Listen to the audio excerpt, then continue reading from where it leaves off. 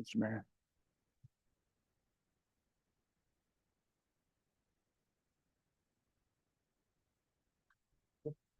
Why'd she wave hard? Ladies and gentlemen, on Tuesday, February 18th, 2025 at 7 o'clock, I call this meeting to order. Can we please have a roll call, Nancy? Here. Here. Excused? Here. Here. Here. Here. Please rise for the Pledge of Allegiance. I pledge allegiance to the flag of the United States of America and to the republic for which it stands, one nation, under God, indivisible, with liberty and justice for all. Way better.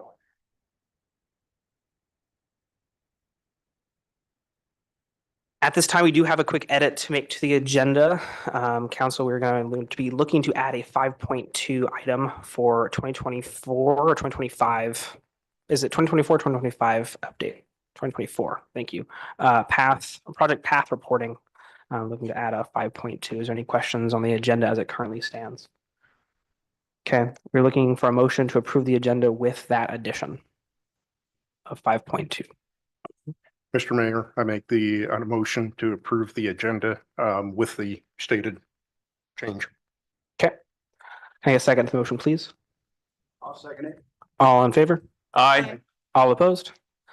Thank you. The ayes have it. Moving on now to the city manager's report. Dave, you have paid invoices. Any questions? Yeah, so you have the report of each of the items there in front of you. I'm not sure if we don't have anything necessarily to highlight, so don't know if you had any specific questions about any specific item. Council, any questions or concerns on the current ones? Okay, go ahead. All right, Jesselyn, you're on up. Good evening. Thank you for having me. I feel like I'm ending my night on a good note. I started with county commissioners. Don't tell them. I feel like I do this every couple quarters, just do the rounds. So there's been lots of presentations. This is the 2024 annual report from Stepping Stones. And I just want to point out some of the high level items. So the first page or page 2, 2024 highlights. January purchased the shuttles. April moved on site. June opened the individual shelter units and navigation center. August, we had Representative Marsh and some other officials that came and toured. And we had our first annual fundraiser in September. October, the solar panel project was started with installation. I did sign another contract today on that, so hopefully the switch will go on soon. And then in November, we received word that we did get funding for the outdoor cooking space and to finish the sprinklering in the navigation center so we can put the stove in there. And then in December, celebrated our second year of consecutive nights stays. And then wanted to also point out so page 6 was the page I had the most trouble with, was how do we define success? And I have people ask me, well, how many people have graduated the program? How many successes do you have? And it's really hard to give numbers because every situation is so unique. So we have had successes, and hopefully by giving some of the stories, that does show what we're working on and just how individual our cases are. I'm trying to do a better job of sharing our impact stories as well. So when I go around and talk, like I was at Rotary last week and actually shared the impact video that we made for our gala, and just being able to share that we've had families come through and are now permanently housed and keep in touch. And those are what we're working for day in and day out. And so I just want to make sure that we are showing that and sharing that information. And then I wanted to look at page 10, our next steps and what we're working on this year. So as I stated, we did get funding. I'm really appreciative of Dakota Consulting and all of the work that they're doing to make sure everything's ready for the contractors. Once we get to that step, we continue to work on growing our partnerships, financial sustainability, volunteers, I continue to do outreach and educate community, visit churches, different organizations. I was at Seroptimist in Hermiston this evening.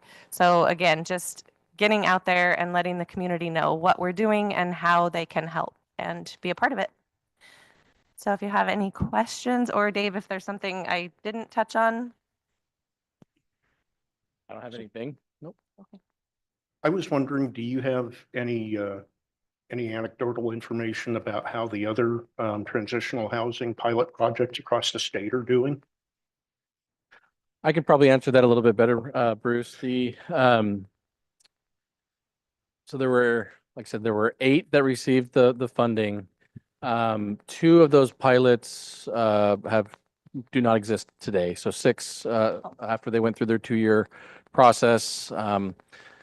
Not really sure exactly on all the reasoning behind why the 2 weren't there. One of them combined, I guess, with sort of a nearby regional, a different regional solution, and the other just they couldn't make it work, I guess. So 6 of them are moving forward. We were only one of 3 out of the 8 that created this transitional housing element. Others were our sleep center services only, sort of that emergency one night only sheltering. They're continuing on as well. And so, yeah, that's been overall, it's been pretty successful. Our program with the, excuse me, set up this way with the transitional housing has been pretty unique, and one that Jesselyn's made presentations, and so have I, both in Eastern Oregon and on the west side as well. Seems to be a model that many municipalities throughout the state are interested in following. So just a side note, I mean, I thought it was really interesting. So I participated in that ag leadership and training program a year ago, and had 15 minutes to sit down at a large table discussion with the governor. And I just decided, I mean, she, showed up out of, she didn't have to be there, but she didn't, ag stuff was really not her cup of tea. But I took the opportunity to, switch the pitch a little bit. And I, thanked her for, the office supporting the transitional housing. And she immediately became interested in the discussion. So I can tell you the governor's office is very interested in following up on all these programs. Yeah, I'll say that. I mean, we have our PATH meeting later this week, our advisory meeting, or is it next week? No, this week. This week, Thursday. The holiday on Monday just kind of messes with your schedule a lot. So right now and we'll bring this as we move forward in budget, but we don't have identified funding for this facility at all for next fiscal year. And so when we went and visited at the LOC day at the Capitol, this was on our list of priorities. It's on LOC's list of priorities to continue to fund housing and homelessness programs, and it's in the governor's proposed budget to the legislature. And so we anticipate that we'll be able to receive state funding. I was talking with Mayor very briefly before this. Some of this is a little bit of I'll say a small, if not larger question mark, because federal funding programs right now are shut off, then back on, and then shut off again. So there's a lot of uncertainty at the federal level, which a lot of the state funding are state pass-through funds that are coming from those dollars. And so we're continuing to work through all of that. One thing that Jesselyn's been quite modest about is on this page when it talks about their fundraising and gala, they've been very, for an organization that's been working with PATH here for a couple of years, they've been highly successful in their ability to get folks to donate, and the community's just been overwhelmingly supportive and just very generous with their financial donations, not only their time as well, but they've done very well with financial donations. And so we're still doing the trifecta or whatever it is, Hermiston and us and Umatilla County are still funding it. Yeah, so it's us, Umatilla County, and Hermiston, I would say, are the primary partners. Echo and Stanfield are also included in that IGA. And then Oregon and Boardman are they have separate intergovernmental agreements, non-voting members, but have the facilities available for their use as well. They're like the bronze sponsor. Yeah, right. And the silver and then the gold. I get it. Council, any further questions? Oh, sorry, Bruce. Thank you. Phenomenal work. Thank you very much. Thank Any you. other further questions, council? No. Thank you for your time. Appreciate it. Thank you. This time we have public comment.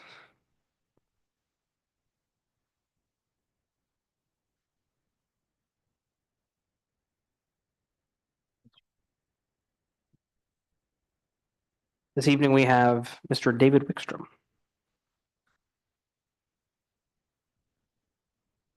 And then real quick, I always forget to read this script.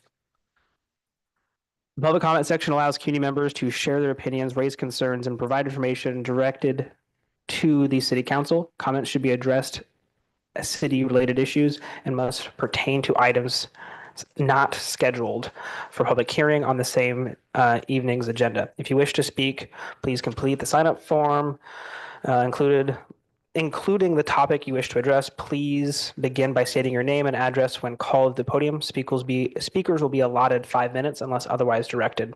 Please note comments criticizing city programs and operations are permitted during this segment.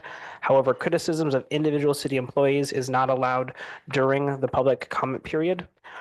Concerns regarding city employees should be submitted in writing to the city's human resource manager for proper review. Thank you for your cooperation. Mr. Wickstrom. Good evening, City Council and Mayor Sipe. I thank you for having me. And thank you guys for your service. And I mean that. You guys have a big job.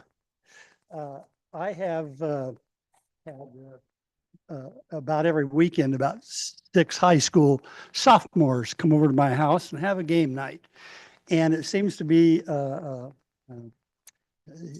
an opinion of the middle school kids and the high school kids that we need a crosswalk there between that crosses Highway 30 at Yerxa over to the Harvest Food Store. They traverse that every day at school. There's a bunch of them there. It's not highlighted. Crosswalks that aren't highlighted are kind of an enigma for the drivers. You don't seem to notice a crosswalk unless there's a line across. Of course, we're coming out of a period where Umatilla had a crosswalk at every intersection, 2 of them. And, you know, teacher caveat is that if everything's highlighted, nothing's highlighted. But, you know, they think, and I think we need a crosswalk there painted at least, and even better, one like the one at Switzer and 730 with a painted sidewalk and a sign, or even better yet, the one that's got the flashing light. So that's that issue. While you got your paint out to paint the sidewalk, it's also kind of been a habit for the city to go around and paint white circles around the chuck holes and the potholes. I know the one on my street, they had to come around and paint the white circle around it every couple of years because they get wore off from you driving over the potholes and the chuck holes. Well, at McNary, between between Willamette Street and Umatilla Street, there is a lot of chuck holes, all with white circles around them. In the past, the white circles are about worn off. So I kind of think we either need to paint new white circles around them so they're more identifiable when you drive over them, or maybe like they did on my street, finally come along with some tarmac and fill them. Of course, that section of street there is so bad that it begs for just a redo right there. There's a lot of traffic there with that new apartment complex. And that's about all I have. Thank you very much for your attention. I did say Dave Wickstrom, 500 Monroe Street. If I didn't, I apologize. Thank you, sir. Next, we have Josiah Barron.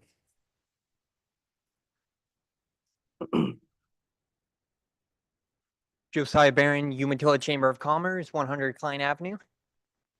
Thank you. Good evening, Council. First, I just wanted to start off with welcoming one of our new members just today, a small home base. So let me start that over.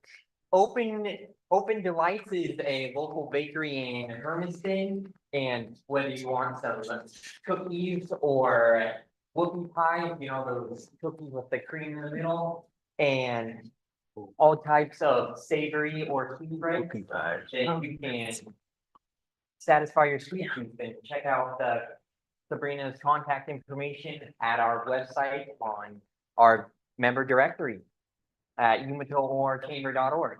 Also, another little plug for the Umatilla businesses. If you didn't know about Eastern Oregon Go's Reader's Choice Award, I made a list of all the Umatilla businesses that got nominated during the nomination period. Right now, there's voting. And people can go on there and vote. I say go on there and vote for your Umatilla businesses that you like. And it's the winners will, for each best category, will be included in the Eastern Oregon Goes March publication. Just as a reminder, that covers majority of Eastern Oregon 5 counties. So that would be some good presentation for Umatilla, showing what great businesses that we have and all the great growth that council and staff has been doing with a great local business, downtown revitalization program and other things going on. And then right here with our Umatilla Distinguished Citizens Award banquet coming up, I've went around to several of the businesses, and then we also have it on our social media, on our website and others. You can send in your nomination for the Business of the Year and Citizen of the Year. That the awards will be presented at the Distinguished Citizens Award banquet coming up in May. So save that date, May 16th, Friday.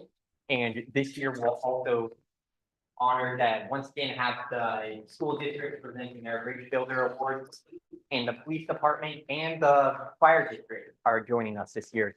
Well, so it's going to be a whole community awards night, but make sure send in those nominations for Umatilla Business of the Year or Citizen of the Year.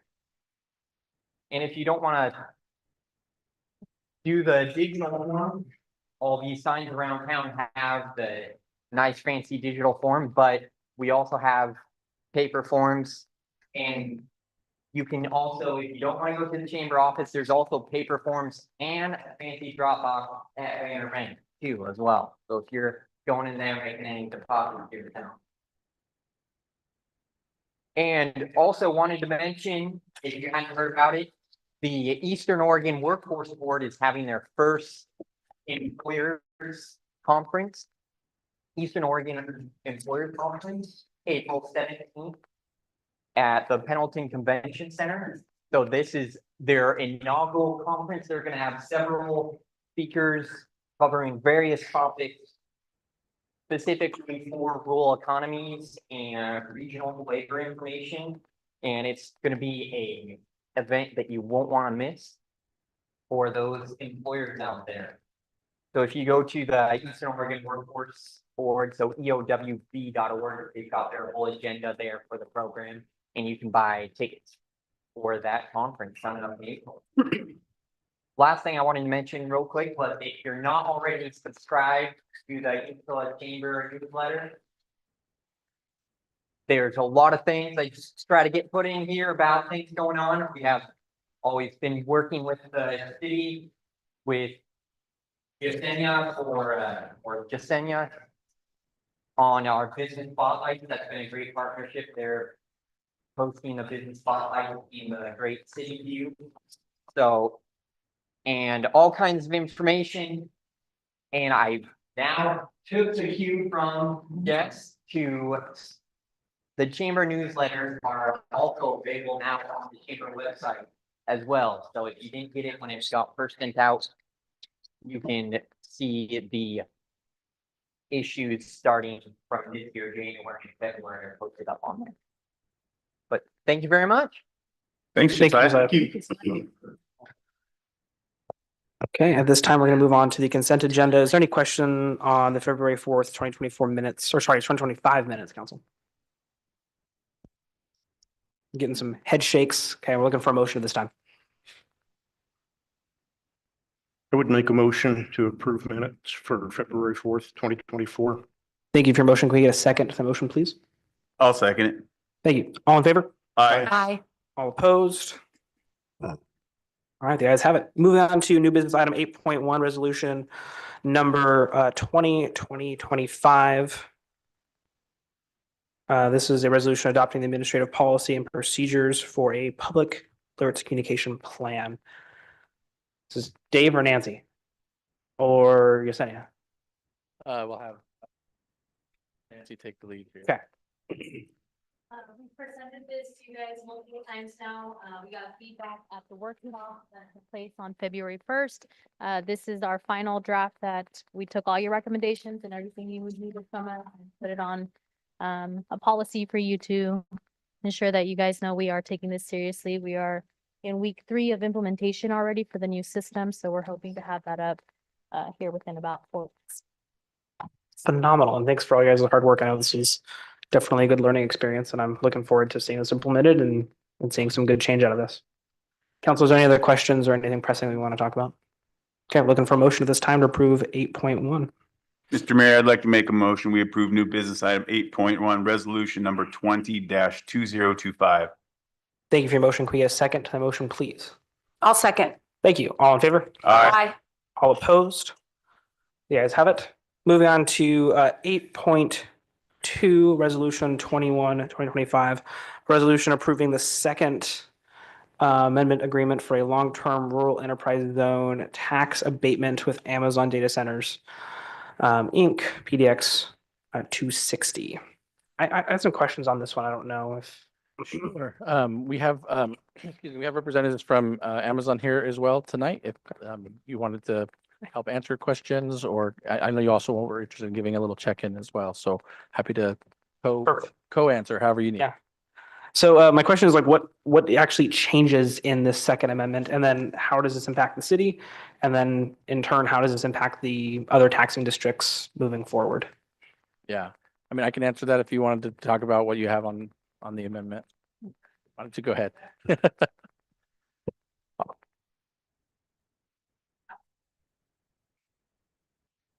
And I can answer the other ones on the impacts, but if you want to talk about the specific goal of the amendment. Absolutely. Hi there, Sheena Sharma. I'm with the Economic Development Team. So this amendment effectively. Use the microphone. A little too short there. There you go. Thank you.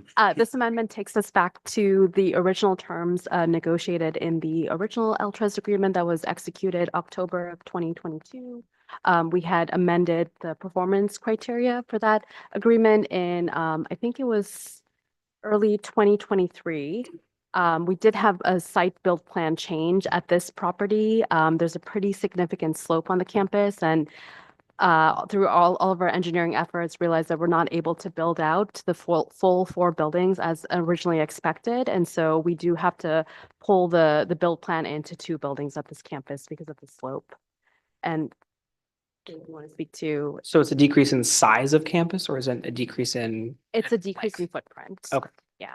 Yeah, so they still meet all the state requirements for job creation and wage requirements of those positions.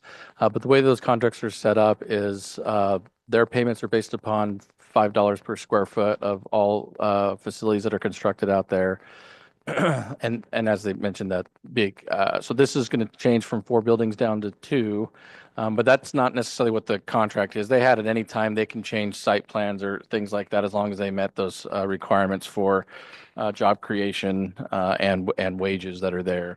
So the impacts that'll come from this facility, not so much from the amendment that we're looking at here today, is going to be that change of size of footprint that's there in the building. This focuses back, like as they mentioned, to the original agreement prior to Amendment 1, which because so the ORS allows you to there's essentially 2 paths of options that you can choose for to meet the criteria for the abatement, and so this gets us again back to that 130%, and I think it's a minimum of 25 job creation that's there, so they still meet those criteria. So in other words, this just cuts it in half. It cuts the footprint in half. The footprint in half, Yeah. right? Okay.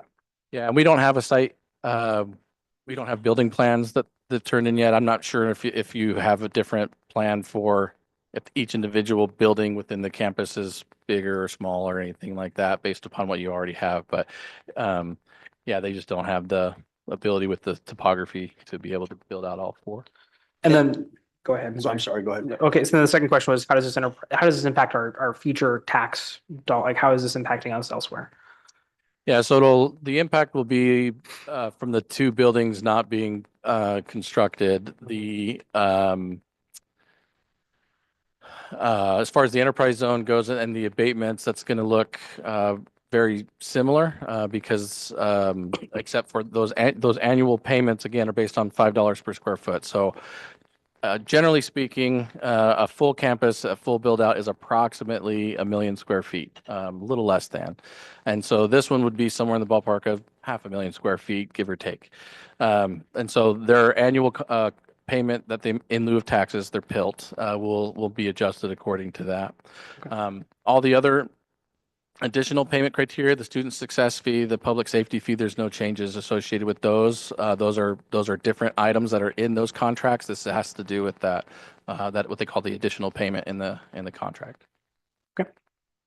Council, any further questions at this time? Darren, I know you had one, sorry. No, that's what I was going to ask. How is it going to impact those taxing districts? But it sounds like it's really not going to change too much. It's just the size of the building. Well, I mean, I'll be clear, looking both during the abatement program, 15 years, and then afterward, when it's on ad valorem, it will cut the total tax contribution by about half. Yeah. But they, like I said, they still meet all the criteria of the state program that's there. And as the landowner, property owner, service owner, they certainly have the ability. My only question is that the matrix stays the same. It's just smaller. No change to that matrix. It's just going back to pointing to that ORS that talks about 130% median income and 25 job creation. And does this impact timeline at all, or is this similar timeline just with a reduction? Yeah, the timeline hasn't shifted Okay. based on this alone. It's just we're reducing the footprint. Right. Okay. It should go up faster, right? Is that it? Yeah, right. If only that were the way it worked. Okay. And I'm not sure if you had anything else. We invited him here just in case you had any other general updates that you wanted to take advantage of at the moment while we were here. Like to everyone's well to share our and just Need you on the microphone, Kaylee.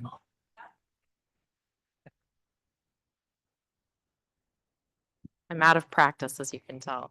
But what I would share with you is during the last presentation, we did change our community grant program to 2 cycles per year, so 2 application cycles. So just closed this in the end of this last week. So we'll be getting together soon to review the applications, hopefully quite a few from Umatilla, and be notifying the awardees. And so that's kind of the latest update. So more to come on that front, but really appreciate the time today. Thank you. Thank you. Thank you. Any other further questions from council? Okay, if there's no further questions, we are looking for a motion at this time. Mr. Mayor, I make a motion to approve resolution number 21-2025. Thank you for your motion. Can we get a second to the motion, please? I'll second the motion. All in favor? Aye. All opposed? Okay, thank you so much for presenting this evening. We do appreciate your time. Moving on to 8.3, resolution number 22, 2025, resolution of the City of Umatilla Council calling a city measure election to submit to the electors of the city the question of contracting a general obligation bond indebtedness. I've never even seen that word before. That's a new one. Indebtedness. Yeah. In one or more series in an aggregate principal amount not to exceed 19,800,000 to finance the cost of a capital construction and capital improvements, declaring intent to reimburse expenditures design or designated and authorized representative and delegating responsibilities and related matters. Melissa, is that your mouthful? That's a lot. That's a mouthful. That's a real tough I one. felt bad for you. There was Yeah, couple there's of them. some good ones in there. Indebtedness. That I is. know. I That's need to new. Google that. All right. My indebtedness under I'll control. do a quick introduction on this item and then Melissa will go into the slide deck presentation. And we do have our bond counsel joining us on Zoom as well in case you had specific questions for them. Just a couple things that you'll see in the presentation here that look a little bit different than what you've seen prior to. One is the 19.8 million.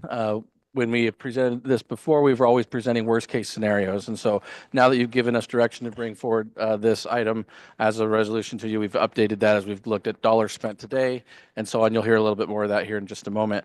And then, excuse me, we also are going to take some time to go over just, there were some questions last time as to kind of the history as to how did we get here. And so we'll talk about that. We have done a needs assessment and needs analysis through this process that was presented to council about a year ago.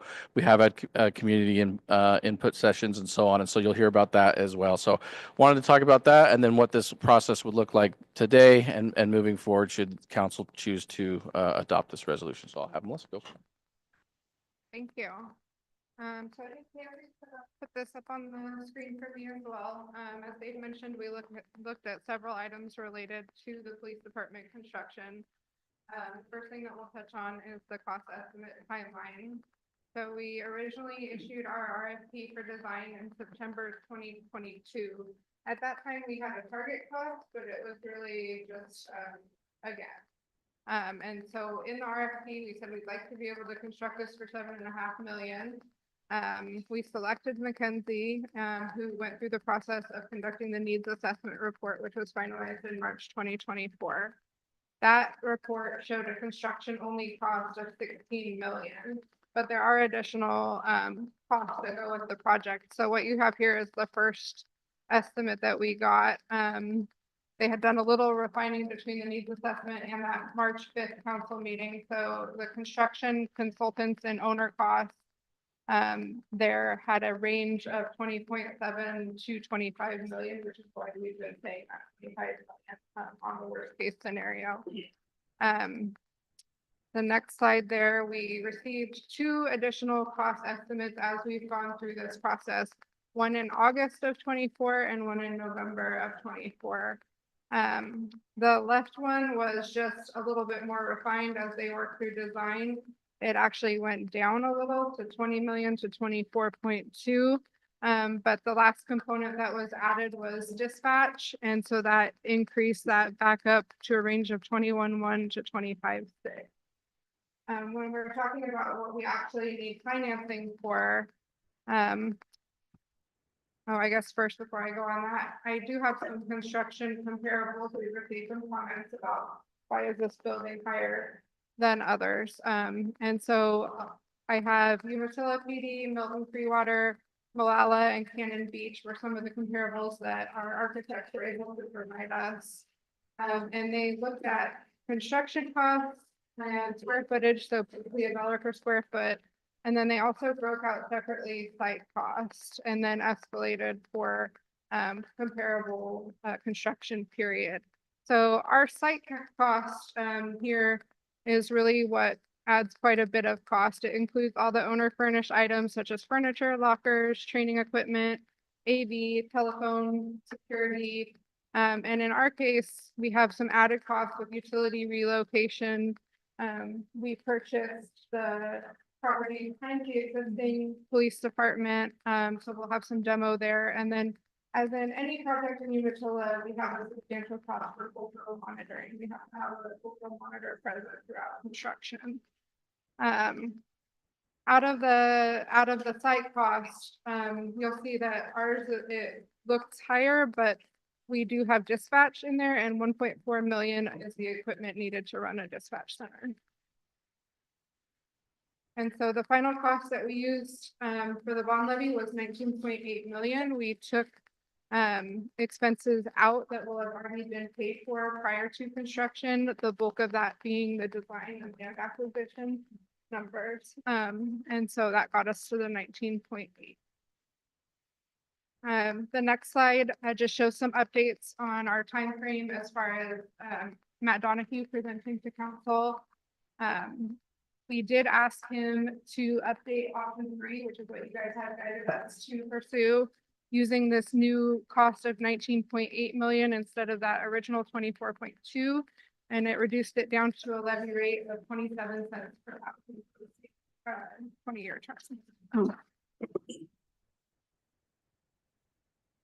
And then finally, as I told you last night, our next step is going to be to quickly get bond council on board. So the day after the last council meeting, we solicited bond council proposals that were due on February 11th. We received 3 highly qualified proposals, and since they were all very qualified, we went with the lowest proposal price, and that was with Oric. We previously have worked with Oric. They assisted us with the golf course financing purchase and also served as underwriters for the new local district. And then the last slide that I have here for you is just other consultants. So underwriting, we have selected Mesro. That was Matt Donahue who presented the bond financing options to you.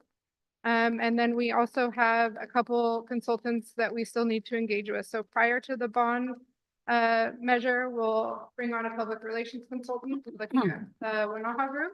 That's going to be about 30,000. But the other two, we do not need to hire until after the May election, which would be a municipal advisor and the credit rating. For everything but the public relations consultant, all of those fees are contingent on the bond sale going through, and so their payments are deducted at the end. We do have bond counsel on with us tonight. They helped us and we greatly appreciate how quick they were. We had like a 1-day turnaround to get this resolution prepared for you guys, and they were fantastic. So we have the resolution. If you have any questions. Council, any questions at this time? No, I'm glad that you came down. That's gonna be more palatable, I think. I think it's a better kind of see how it goes. I'm encouraged about the 27 cents. That's substantial. So.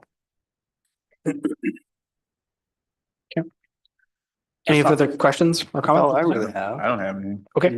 It's been a conversation we've been having for a Yeah. while, so it was just great to see Yeah. essentially the pretty presentation. Yeah, it was We've very been all nice, very brainstorming. nice to read. Anybody wants to remember what it's gonna look like that? Yeah. Okay, at this time we are looking for a motion. Mr. Mayor, I'd like to make a motion. We approve new business item 8.3, resolution number 2025, excuse me. Thank you. Can we get a second to the motion, please? I will second the motion. All in favor? Aye. All opposed? Okay, motion carries. The ayes have it. At this next point here, we have 8.4 budget committee appointments. I want to say thank you so much for staff for being flexible with me on this. This took a little bit longer than I was anticipating. Bad at answering the phones. So the people that I have selected for the budget committee this time, and I want to confirm, Melissa, we do have 3 openings. Okay, thank you. The 3 people that I've selected is Andrea Barrera, Denise Pratt, and Delfino Osorio from that list. Those are the 3 that I have. This time we're looking for a motion or any other comments. I like it. Okay, can I get a motion, please? Mr. Mayor, I make a motion, we support your selections as presented. Thank you. Can I get a second to the motion, please? I'll second. Go ahead. We're giving that one to Ashley. All right, all in favor? Aye. All opposed? You guys have it. Okay. Congratulations. Thanks for being here this evening, Mrs. Pratt. Okay, moving on to our second public comment section. Chief, do you have anyone on the list? Nope, moving on. Thank you. Appreciate it. Okay, we've got discussion item 10.1 employee handbook update discussion. Is that you? I'm gonna have HR manager, Johnny again will lead us through this discussion. Ixnay. Starts here, everybody. Mr. Mayor, members of council, thank you so much. That time of year again, where we come before you to update some handbook things.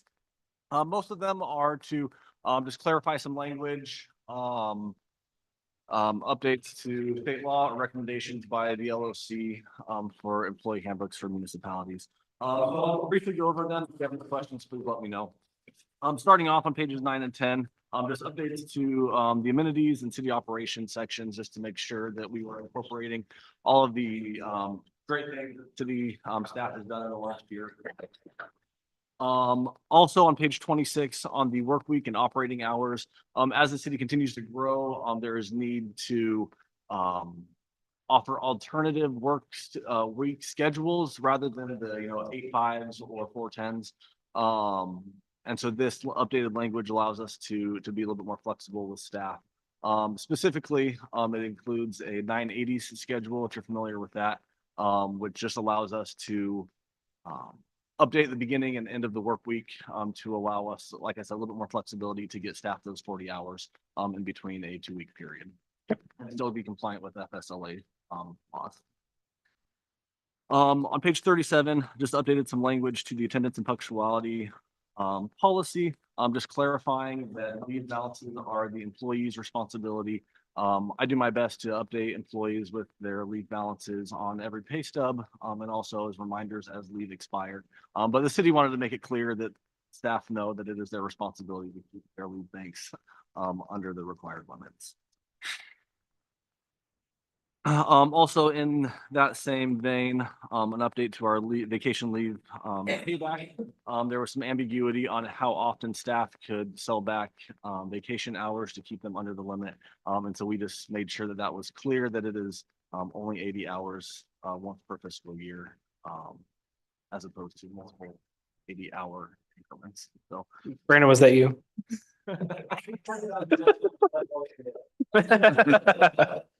We haven't had any issues, but we wanted to stop those before they. Perfect. Okay. And then updates with protected leave, both at the federal and state levels. The state updated their Oregon Family Leave Act in conjunction with the Paid Leave Oregon program. So we updated our Oregon Family Leave Act policy to be compliant with state law. And what you'll also see is the state does allow employers an opportunity to administer their own Paid Leave Oregon programs. They call them equivalent plans. We've been running with the state program for the last about 2 years or a year and a half, as long as the program's been available. It's a really good program, but the city thinks we can do it better and cheaper. Currently, the state program costs the employer and the employee 1% of their annual wage. Of that 1%, 60% is paid by the employee and 40% is paid by the employer. If we bring it in-house and allow a separate leave bank for Paid Leave Oregon qualifying conditions, the city can save that 1% for both city and staff. So we've looked at other equivalent plan options from other municipalities around the state. And we feel that the plan that we have in our handbook now, as presented to you guys, benefits staff. One, they don't have to wait for the state to approve Paid Leave Oregon. We've had some recent employees who have used it where the approval process took weeks and they couldn't go without a paycheck for weeks. And so we think that this will help streamline that process quite a bit. What page is that on? That is starting on page 42. So it's like where we strike 117 Thanks. to us. Oh, yeah, sorry, that's the cleaned out version. No, you're okay. Yeah. But yeah, so you'll see a huge section of crossed out and then the added Past that. policy. That's updating the FMLA, the OFLA, and then with the new Paid Leave Oregon equivalent plan for your guys'. Can you, Another challenge that we have with the state PLO is the way for the employer to see any individual employees need balance. We don't have access to how much they have left, and they're allowed to use intermittent leave, so it makes tracking for us very difficult, and that would eliminate that as well. 23. Okay. I was on one. I think I was past it. Yeah. Okay. Awesome. There's a few other language type updates. We made sure that our communications and mobile device policy just included language that prohibits staff from downloading any kind of extra apps on any city issued phones. That way it just cleans up and we don't get in any kind of trouble by downloading any appropriate apps. Cleaned up some language for the bilingual incentive to move that, which is set by the wage scale every year. Not that we're proposing anything right now, at least, but just to allow us an opportunity to, if we do decide to change up or propose at least a different bilingual incentive structure, which just allows us to do it a little bit easier. Also, specifically on advice of LOC, the League of Oregon Cities, we have included on page, I want to say it's 70. 65. 5 or 70. Some language about employee recognition and what's allowable like plaques, certificates, awards, things of that nature, length of service type things, along with if the city is hosting any of our community partners or potential clients or franchises or anything of that nature, allowing the city to host a lunch, which allows staff, particularly our upper management, with busy schedules to work through their lunch and have the city provided meal for them and the hosted partners. Also, just along those same lines, if the city or when the city does other events such as landing days or Rock the Locks, allowing the city or authorizing the city to purchase t-shirt council to identify us better as staff working the events. Things we've done in the past, but we want to make sure on LOC's advice that we just kind of clean up our handbook specifically for those types of things.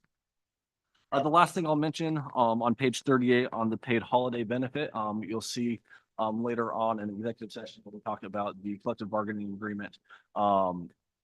One of the benefits that was requested in that bargaining group was Christmas Eve as a paid holiday. Our current police officers association has that as a paid holiday. And so the police sergeants, the new police sergeant association has requested that as well. If that's authorized later on, that would also require the city in our Teamsters bargaining agreement to include that as a paid holiday for our Teamsters members as well.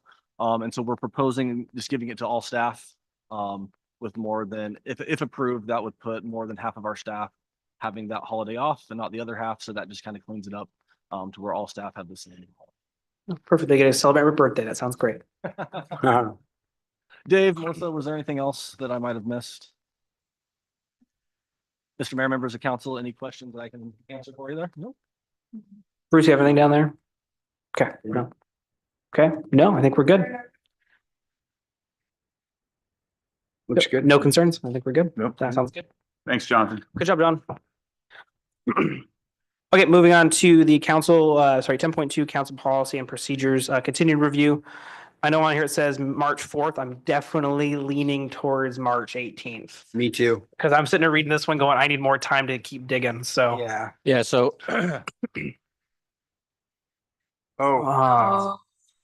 Yeah. so a couple things. No. Your next meeting is April 1st, which I know the policy now says 3/31. So if you wanted, I would assume you could pass by motion to be a day late and be the next day on April 1st. If that's something you want to do to get it updated, I think we could do that. We can do that. But bring up March 4th for April 1st. yeah. Yeah. So what you have in front of you now is very, very, very much a draft. Formatting for the document is bad.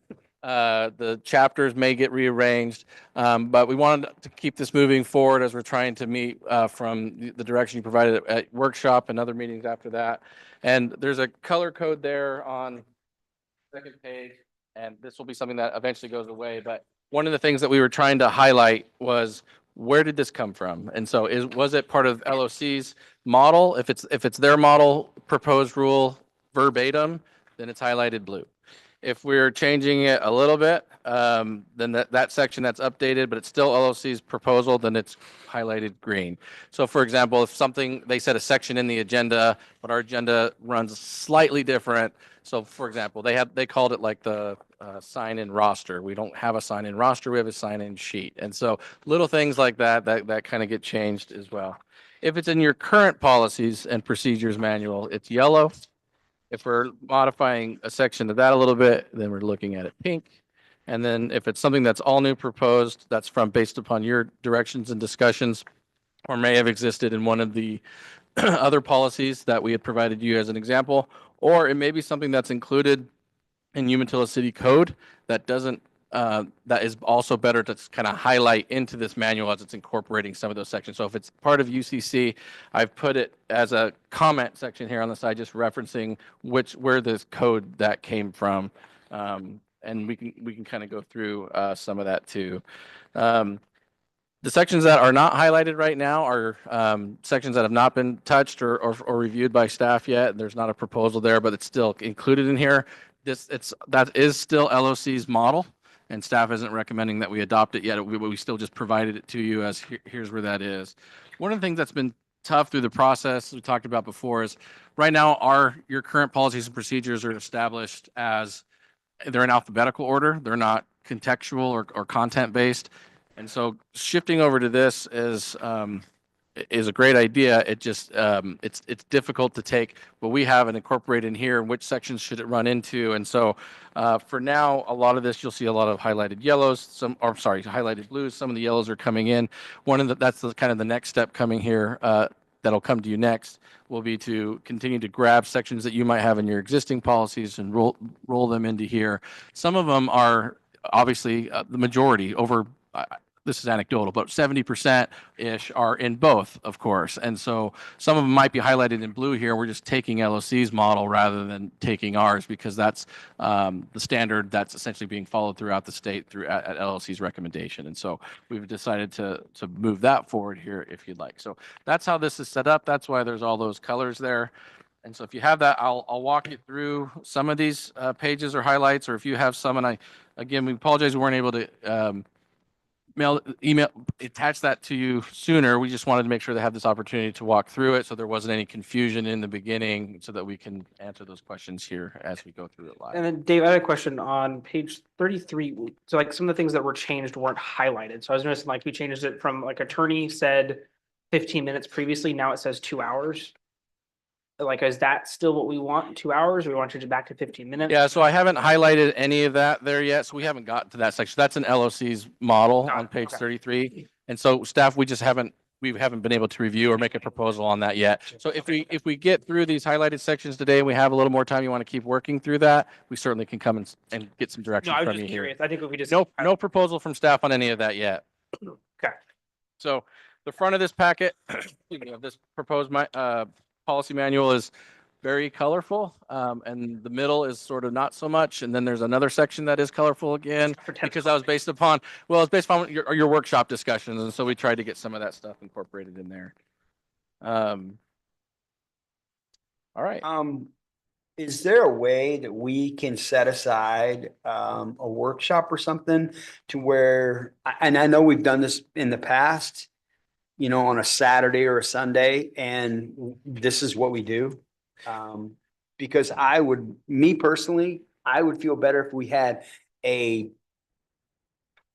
focused attention just to do this and not be distracted with everything else. Agreed. Because I think that this is important for us to make sure, and because a lot of the stuff we haven't changed for years. And I just think that it's important for us to do that. Yeah, we absolutely, so you adopted your calendar for the year, and so we've been trying to bring this through the calendar. But yeah, if you all want to create a workshop, a special meeting for workshop, we can definitely figure out the date and time that works for all of us, preferably, or most of us, if we have to do that route. How do you feel about that? I think that's a great idea. I think Okay. a Saturday or a Friday afternoon at like 5 Yeah. o'clock, would be great. Oh, Well, that'd and be hopefully we wonderful. could get this approved I'm good with before that. our That'd be deadline. fine. Yeah. If I can get a day off of work, maybe. That's right. Yeah. If we could do that in the next, I don't know, 30 days or so. Is that what we need to do, 30 days and then kind of be ready for April 1st? Yeah, do we pick the off Saturday? So not the Saturday of the 4th or Saturday of the 15th, but if we do the Saturday in between weeks, that other Tuesday, I don't even know what day that is. I don't know. We're happy to meet whatever you come up with. But yeah, that I agree. I think that you can either do your count like we're doing now, council meeting now, and then that Saturday, then you have the full week off, or you could do it like we did last time when we did our council tour. You had your tour and workshop, and then 3 days later, you came back in for a council meeting again. So, whichever way you'd like. I personally would like to do that. The Are 3 you guys days and okay then- with that? I'm fine. The 3 days and then, so it would be on like March, 28th? Can you, Yeah, I think we get. Let me look at my We're calendar. I think we talking have on April 5. 1st is when we're trying to approve this. March 29th? March 29th, would that be a Saturday? So yeah, you could do March. 29, 15? That would be bad. That's. So if we do March 29th, we definitely could. By the time we're done on the 29th, you'd want us to Yeah. make sure that we have. I'm gonna be gone. Okay. 29th is Yeah, a it's spring break. Oh, Just yeah. letting you know that is like, Do it on Monday. 31st. No, Back. March So let me go over some of the general logistics as well. So Sorry. your published agenda for April 1st comes out on Friday, the 28th. If you wanted the packet to be completed by then and included for public review, we can do that, or we can in order to meet that deadline, we typically have to have things submitted by noon on Wednesday, the 26th. So that's our internal procedures to try to get these things through. I will just be really candid. That noon on Wednesday deadline is very squishy. There's lots of information that comes in later that is under staff has no control over when it comes in. you mean like potentially picks for a committee? Yes, right. So yeah, and it's just or after. So Afternoon. Yeah. it's a nice goal for staff to hit, and I appreciate staff when they do hit that goal, but we also need to be realistic and recognize that sometimes information is flowing later than our internal procedure. So what about the 15th to the 22nd? I like the 15th. The 22nd I'll probably be gone because that's spring break, but I think the 15th I should be available. I have to double check my calendar, but I think the 15th I'm available. I have two staffs that said they can't make the 15th work. I'm may not available. be here for that If that's Sounds really the good. 15th, you're not here as well. Okay. How about the 8th? Sorry. My proposal, council would be perhaps you're down Tuesday week, the evening of the 11th, and we could do dinner. Is that a possibility? Yes. That's a good idea. Okay. Tuesday on the 11th. Yeah. Okay. Dinner on the 11th. March 11th? March 11th. I like that. Cute. Yeah, Brandon and I say that's, those are within days of his birthday and mine, so we got to make sure we're very efficient. So the 11th is Brandon's birthday. Mine's 3 days later. Do you want to do that at 5 on the 11th? Or do you want to do it a little earlier? Give us more time. Whatever time works for council, staff can be available any time. Let's do, are you guys available at 5 o'clock? It should be, yeah. So 5. Yes. 5 on the 11th. Okay. So can we formulate a motion or? You don't need a motion. Okay, let's go ahead and formulate a motion. We're looking to do a work session on March 11th at 5 o'clock. We need to get this through. Can we get a motion for that, please, from someone? Mr. Mayor, I make a motion that we set our calendar for March 11th at 5 PM for a special council meeting workshop. Just say workshop. Don't say special Just council. workshop to go over our council policies and procedures. Perfect. Nancy, does that work? Okay, can we get a second to that motion, please? I'll second that motion. Thank you, Bruce. All in favor? Aye. All opposed? Update your calendars, people. It's going to be a fun one. Okay. Copy. If I could, so go ahead and take the hard copy with you. It's very much draft. Okay. Read through, scribble, make notes. I like it. I just want to do a real quick highlight if I could before we move on to the next agenda item. So one of the bigger things that we changed in here, if you look on page, I guess are proposing to update pages 5 and hold on, where am I at? Sorry, page 6, your order of business is just a couple different things. So one of the things I added in here is in the city charter, the introduction of that, it says as far as determining the order of business, that the mayor determines the order of business under council rules. So that's Charter 3, Section 8.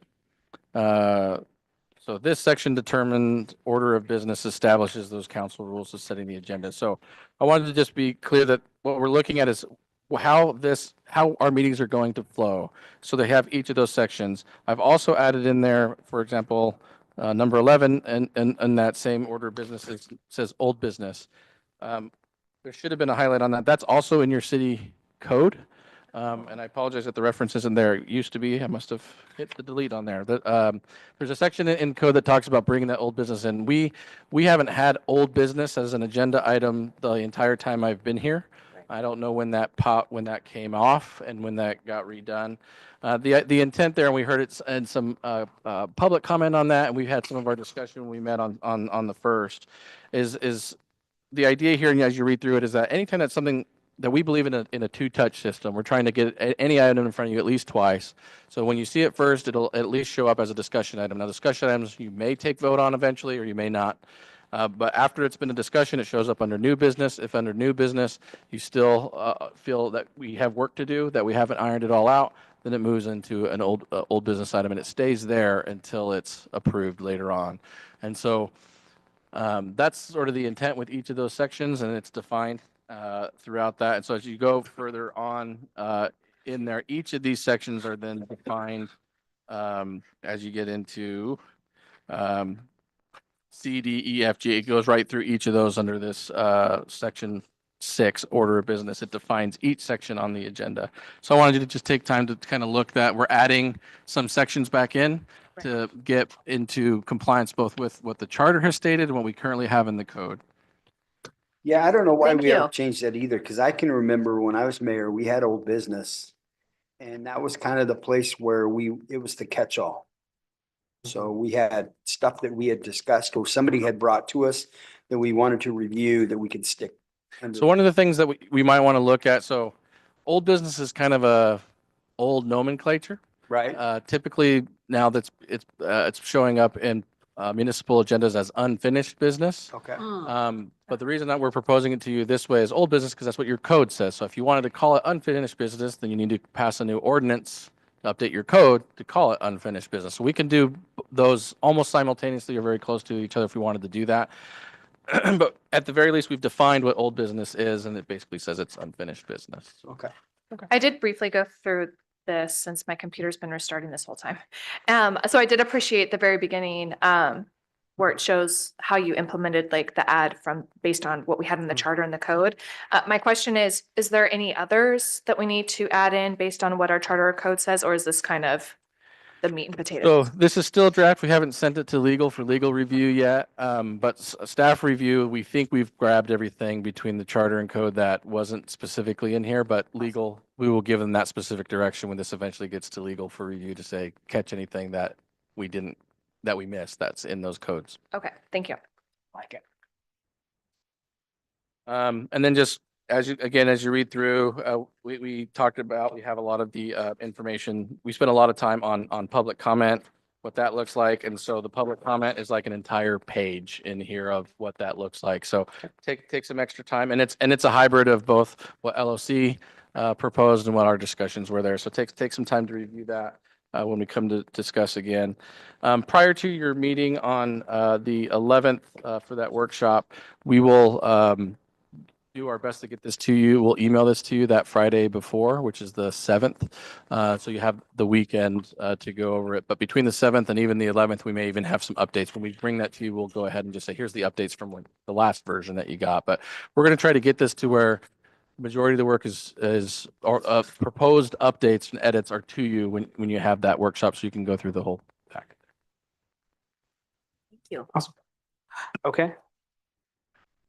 Any other further questions for Dave at this time, council? Nope. Thanks, Dave, for preparing this. This looks awesome, and I appreciate your colorblind consideration on the. Yeah, I do. well, as I mentioned before, I have 2 sons that are colorblind, so I'm always trying to figure out what the right color is. I want to pass it like, hey guys, can you see this? That would be always appreciate It's actually literally what I did with this time. I'm like, can you see this color? Because his is pink and gray looks exactly the same. So Yeah, I get dark enough pink that he says, I think that's red. Like, Yeah. good guess, almost. It's almost there. That's great. Thanks, Dave. Up next, we have the mayor's message.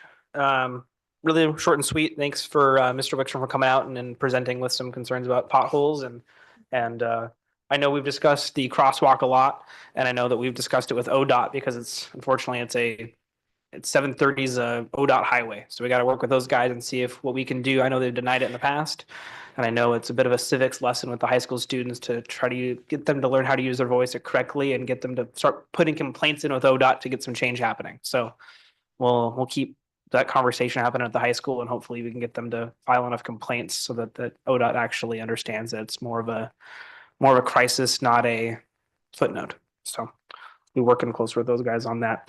I do want to give a quick shout out to Megan Lawrence and Heidi Sipe for texting me my calendar during the meeting that I will not be available on the 15th. So I do appreciate them telling me that I am available on the 11th. So I think that is great. So thank you to those two for making sure that I know my calendar, because I frankly do not.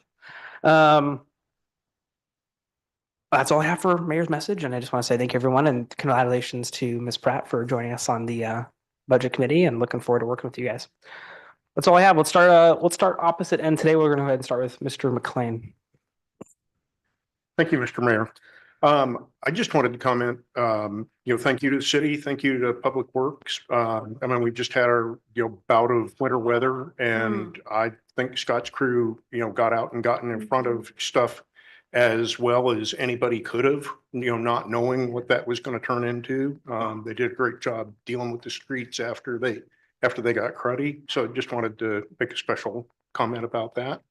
Other than that, it looks like we've got some nice weather for a week and a half, and then maybe another taste of winter, but we're quickly heading towards spring. I did have a question, budget timeline.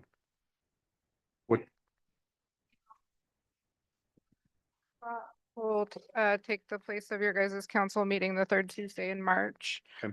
And then we'll have our second meeting the third Tuesday of April. We'll get you a budget about a week ahead of that. Okay, thank you. Hey, I got a question. Where was your name Dave, by the way?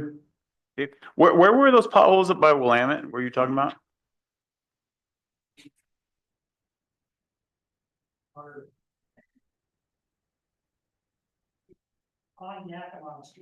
Oh, on you. Okay, I just want to drive up there and check out what you're talking about.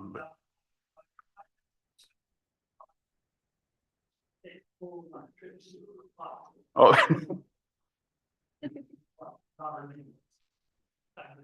Okay. I just wanted to know where you're talking about so I can go see what you're talking about stuff, because they need faint lines. Okay. Okay. Yeah. You get lost in one. Anyway, thank you. And I'm gonna keep it short and sweet too, man. I've been up since 2:30 and snow driving, and I'm just beat. My brain's fried. So thanks everyone for showing up. God bless you all. I appreciate everyone coming here. Thank you. Yeah. Thank you, Mayor. Really appreciated the annual report today from Stepping Stones, and also just always hearing from Amazon. Appreciate you guys being here. It's phenomenal to see how much growth has happened with this, and I'm really hoping and praying that we'll continue to find funding. As I know we've talked about being at the day at the Capitol, the governor, this is a pretty high priority, so hopefully that continues to move forward. But was really happy to see this, and just all of, like she even was mentioning, the successes and whatnot. I should have asked her when she was here, but with the main phone number here, if there is anyone that wants to provide donations for like blankets, for coats, any sort of things like that, is that the best place for contacting? That is, yes. Okay, perfect. That was my only question. Thank you. Thank you. Councilmember DeFluff. I don't have a lot. I do want to ask Dave if you could follow up with the golf course. I still don't have a maintenance schedule. That hasn't been sent out yet. I've been asking for it for a couple months, and I have some golf course members that are. It'll go out tomorrow morning. Thank you, sir. Yep, we've been working on that a lot, and there's a lot of discussion behind the scenes there. Okay. It's heading out tomorrow morning. No worries. And then I really enjoy seeing the people here. We haven't had this much engagement in people here for a long time, and I really appreciate that. That's what this is all about. And yes, I also think that it's nice because we can visit and we can see people, and we get to hear what your wants are, because ultimately we're here for your needs, not for our own. So if you have a say and you need something passed on, please let us know. And this is also a year of learning for me personally. I just want to say that I've learned a lot in the last year. And I'm looking forward to some stuff. So there's just a lot of stuff going on. It's fantastic. Snow removal, yeah. Scott did a great job. His crew did a fantastic job. Thank you for Amazon for coming and talking to us. We always love to see you guys. It's wonderful. You're not the big bad boogeyman some people make out to be. I do have a question. If we can paint a pothole, can we not fix a pothole? And if the paint gets faded, that's a bit. Yeah. Yeah, because if I had one, I'd just go down to old Home Depot and get a little, and maybe it's something, I don't know. I know there's a lot to do.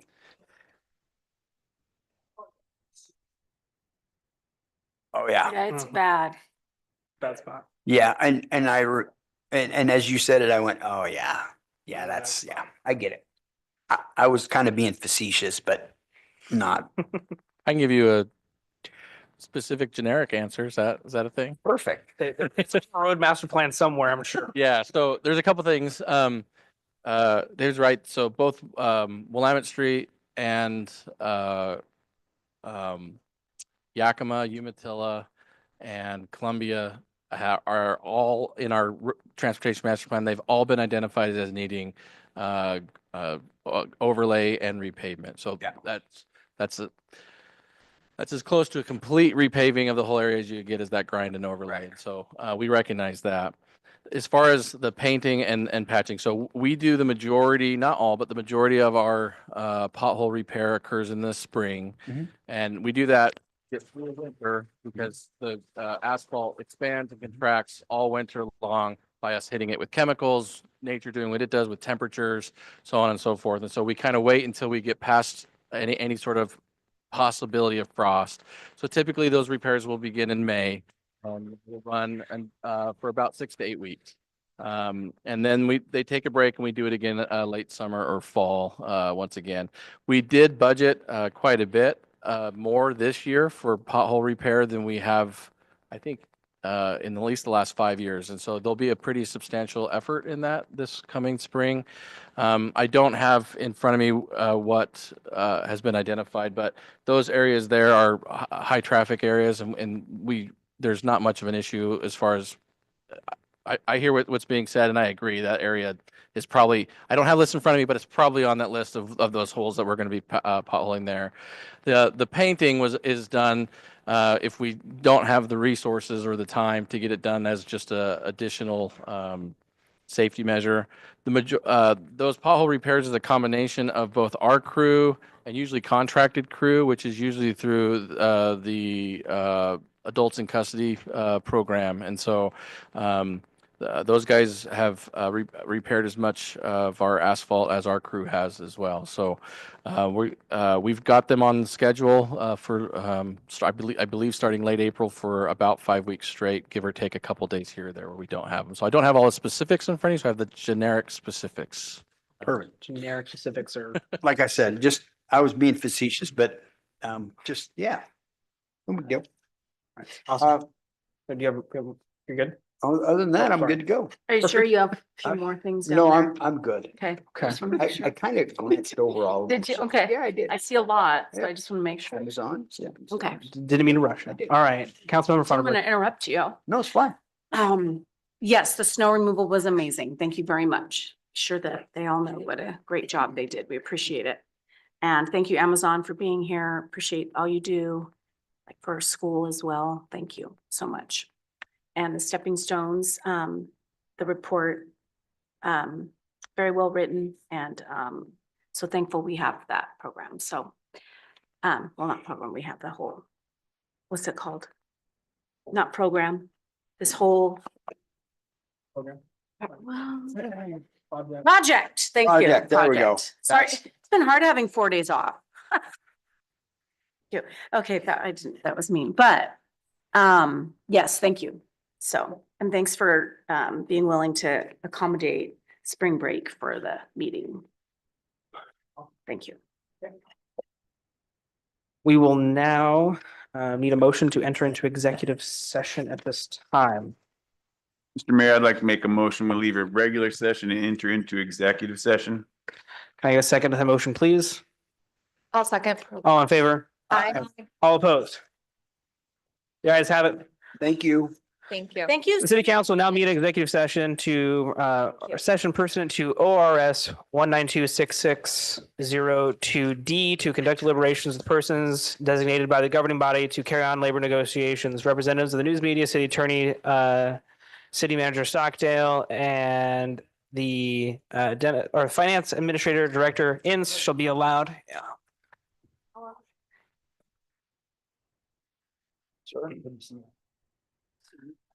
All the members of the audience are asked to leave the room. Representatives of the news media are specifically directed not to report on or otherwise disclose any deliberations or anything said about these subjects during the executive session, except to state the general topic of this session as previously announced. No decision will be made during executive session. At the end of executive session, we will return to open session and welcome the audience back to the room. Thank you. Time. Ready, break.